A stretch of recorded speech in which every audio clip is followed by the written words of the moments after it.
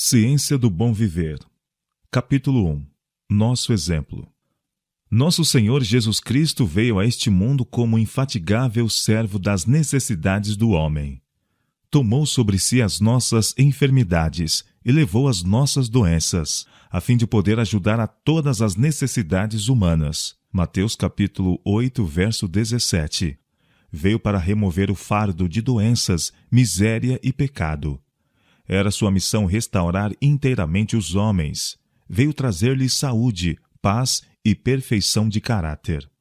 Várias eram as circunstâncias e necessidades dos que lhe suplicavam o auxílio, e nenhum dos que a ele se chegavam saíam desatendido. Dele emanava uma corrente de poder restaurador, ficando os homens física, mental e moralmente sãos. A obra do Salvador não era restrita a qualquer tempo ou lugar. Sua compaixão desconhecia limites. Em tão larga escala realizava ele sua obra de curar e ensinar que não havia na Palestina edifício grande o bastante para comportar as multidões que se aglomeravam ao seu redor. Nas verdes encostas da Galiléia, nas estradas, à beira-mar, nas sinagogas e em todo lugar a que os doentes lhe podiam ser levados, aí se encontrava seu hospital. Em cada cidade e cada vila por que passava, punha as mãos sobre os doentes e os curava. Onde quer que houvesse corações prontos a receber-lhe a mensagem, ele os confortava com a certeza do amor de seu Pai Celestial. Todo dia ajudava os que a ele iam. À tardinha, atendia aos que tinham que labutar durante o dia pelo sustento da família. Jesus carregava o grande peso de responsabilidade da salvação dos homens. Ele sabia que, a menos que houvesse da parte da raça humana decidida mudança nos princípios e desígnios, tudo estaria perdido. Esse era o fardo de sua alma, e ninguém podia avaliar o peso que sobre ele repousava. Através da infância, juventude e varonilidade, andou sozinho. Todavia, era um céu estar sem sua presença. Dia a dia enfrentava provas e tentações. Dia a dia era posto em contato com o mal e testemunhava o poder do mesmo sobre aqueles a quem buscava abençoar e salvar. Não obstante, não vacilava, nem ficava desanimado. Em todas as coisas, punha seus desejos em estrita obediência à sua missão. Glorificava sua vida por torná-la em tudo submissa à vontade do seu Pai. Na sua juventude, sua mãe o encontrou na escola dos rabis e disse: Filho, por que fizesse assim para conosco? Lucas capítulo 2, verso 48. Ele respondeu, e sua resposta é a nota tônica de sua obra vitalícia. Por que é que me procuráveis? Não sabeis que me convém tratar dos negócios de meu Pai? Lucas capítulo 2, verso 49. Sua vida foi de constante abnegação. Não possuía lar neste mundo, a não ser o que a bondade dos amigos lhe preparava como peregrino. Ele veio viver em nosso favor a vida do mais pobre e andar e trabalhar entre os necessitados e sofredores. Entrava e saía, não reconhecido nem honrado diante do povo por quem tanto fizera. Era sempre paciente e bem disposto, e os aflitos o saudavam como a um mensageiro de vida e paz. Via as necessidades de homens e mulheres, crianças e jovens, e a todos dirigia o convite: Vinde a mim. Mateus capítulo 11, verso 28. Durante seu ministério, Jesus dedicou mais tempo a curar os enfermos do que a pregar. Seus milagres testificavam da veracidade de suas palavras, de que não veio a destruir, mas a salvar. Aonde quer que fosse, as novas de sua misericórdia o precediam.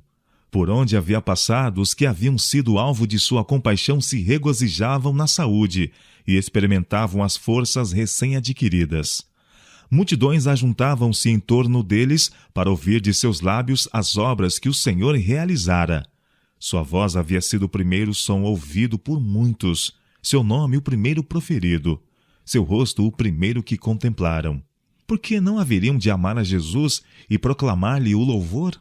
Ao passar por vilas e cidades, era como uma corrente vivificadora difundindo vida e alegria. A terra de Zebulon e a terra de Naphtali, junto ao caminho do mar, além do Jordão, a Galiléia das nações. O povo que estava assentado em trevas viu uma grande luz, e aos que estavam assentados na região e sombra da morte, a luz raiou. Mateus capítulo 4, versos 15 e 16. O Salvador tornava cada ato de cura uma ocasião para implantar princípios divinos na mente e na alma. Esse era o desígnio de sua obra. Comunicava bênçãos terrestres para que pudesse inclinar o coração dos homens ao recebimento do evangelho de sua graça. Cristo poderia ter ocupado o mais elevado lugar entre os mestres da nação judaica, mas preferiu levar o evangelho aos pobres. Ia de lugar a lugar, para que os que se achavam nos caminhos e atalhos pudessem ouvir as palavras da verdade. Na praia, nas encostas das montanhas, nas ruas da cidade, nas sinagogas, sua voz se fazia ouvir explicando as Escrituras. Muitas vezes ensinava no pátio do templo, a fim de os gentios lhe poderem ouvir as palavras. Os ensinos de Cristo eram tão diferentes das explicações bíblicas feitas pelos escribas e fariseus que prendiam a atenção do povo. Os rabis apegavam-se à tradição, às teorias e especulações humanas. Muitas vezes, o que os homens haviam ensinado e escrito acerca das Escrituras era posto em lugar delas próprias. O tema dos ensinos de Cristo era a palavra de Deus. Ele respondia aos inquiridores com um positivo está escrito. Mateus capítulo 4, verso 4. Que diz a Escritura? Romanos capítulo 4, verso 3. Como lês? Lucas capítulo 10, verso 26. Em todas as oportunidades, despertando-se em um amigo ou adversário qualquer interesse, ele apresentava a palavra. Proclamava a mensagem evangélica de maneira clara e poderosa. Suas palavras derramavam abundante luz sobre os ensinos dos patriarcas e profetas, e as Escrituras chegavam aos homens como uma nova revelação. Nunca antes haviam seus ouvintes percebido na palavra de Deus tal profundeza de sentido. Jamais houve um evangelista como Cristo. Ele era a majestade do céu, mas humilhou-se para tomar nossa natureza, a fim de chegar até ao homem na condição em que se achava. A todos, ricos e pobres, livres e servos, Cristo, o mensageiro do concerto, trouxe as boas novas de salvação. Sua fama, como grande operador de curas, espalhou-se por toda a Palestina. Os enfermos iam para os lugares por onde ele devia passar, a fim de poderem encontrar auxílio. Iam também muitas criaturas ansiosas de lhe ouvir as palavras e receber o toque de sua mão.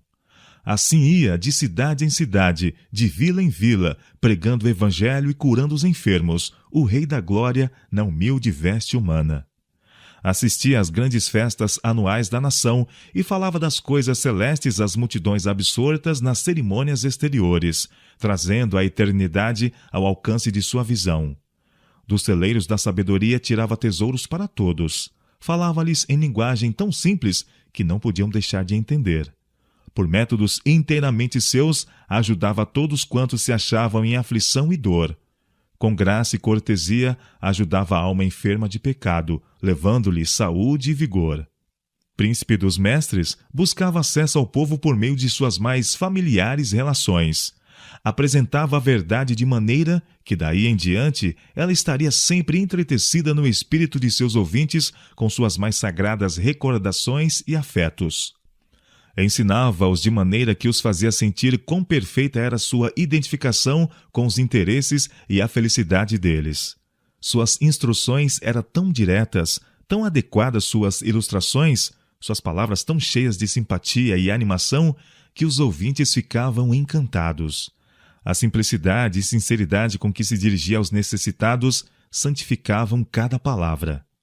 Que vida atarefada levou ele!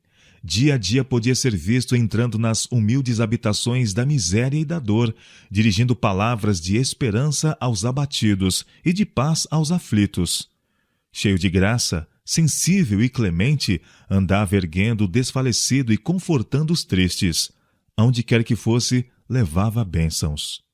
Enquanto ajudava os pobres, Jesus estudava também os meios de atingir os ricos.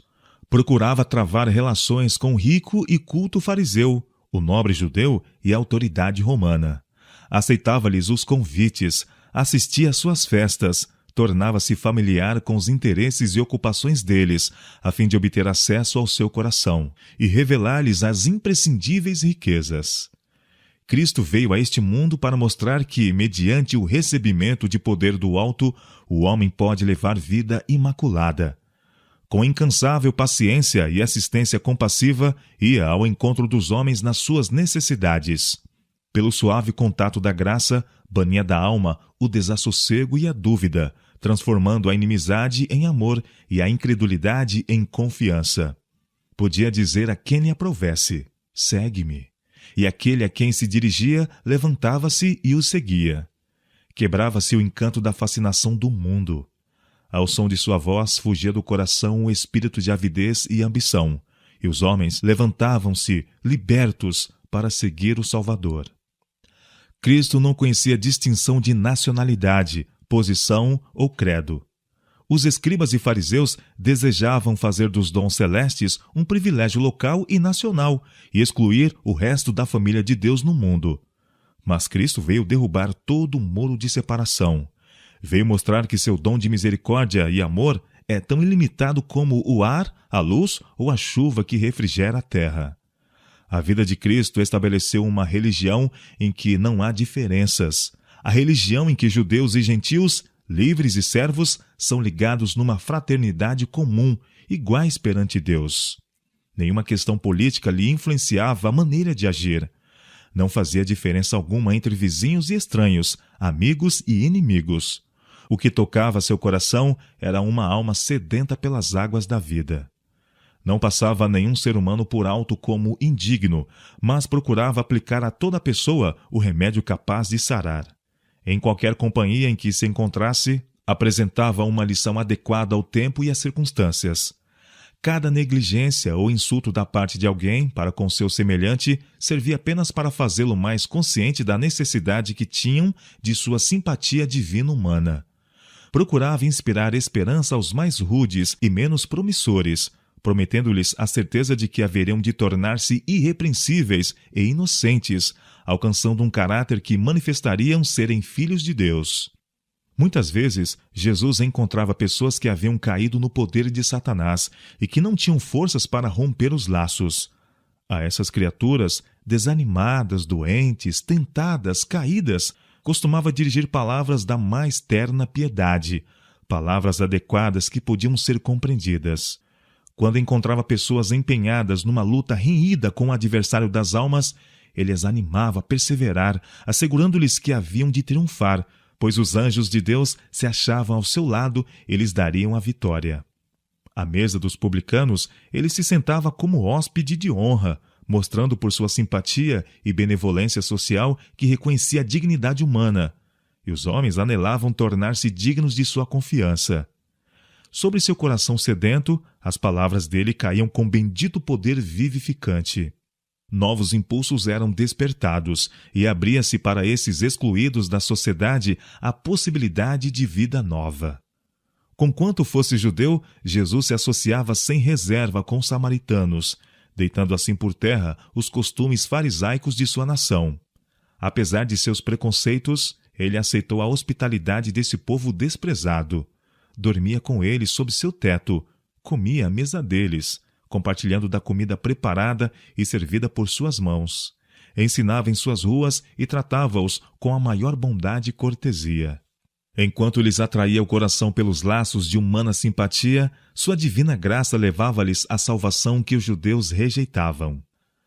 Cristo não negligenciava oportunidade alguma de proclamar o evangelho da salvação. Escutai suas maravilhosas palavras àquela única mulher de Samaria. Achava-se sentado junto ao poço de Jacó, quando ela foi tirar água. Para a surpresa dela, pediu-lhe um favor. "Dá-me de beber", disse ele. João capítulo 4, verso 7. Queria uma bebida refrigerante e desejava também abrir o caminho pelo qual lhe pudesse dar a água da vida. "Como?", disse a mulher. "Sendo tu judeu, me pedes de beber a mim, que sou mulher samaritana?", porque os judeus não se comunicavam com os samaritanos. Jesus respondeu e disse-lhe: "Se tu conheceras o dom de Deus e quem é o que te diz, dá-me de beber, tu lhe pedirias, e ele te daria água viva. Qualquer que beber desta água tornará a ter sede, mas aquele que beber da água que eu lhe der nunca terá sede. porque a água que eu lhe der se fará nele uma fonte de água a jorrar para a vida eterna. João capítulo 4, versos 9, 10, 13 e 14.